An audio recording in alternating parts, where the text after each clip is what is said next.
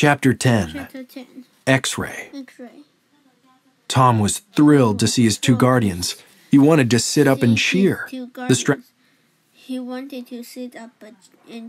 wouldn't let him sit up, though. "What are these restraints for?" Mr. Flute asked, running to the bedside.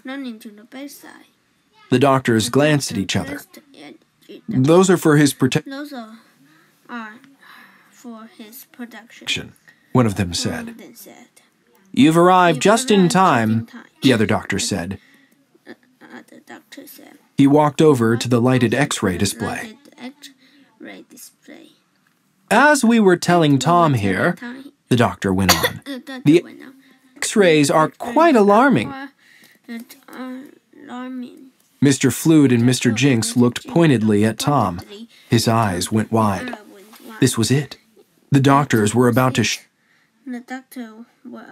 show their hands. It was over. The orphanage, the orphans, Mr. Flute and Mr. Jinx, the entire mission about to come to a crash. Halt. The doctor pulled out the X-ray of Tom's leg and slipped in another one. This one was of Tom's chest. Tom stared at it. Surely this X-ray would give him away as an alien. The differences between Earthlings and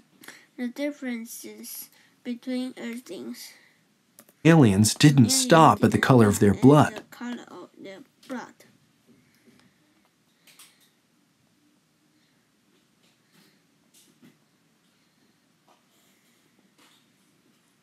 Outside, aliens and Earthlings looked the same, but inside, everything was different, and Tom's X-ray wouldn't look anything like a normal Earthling X-ray.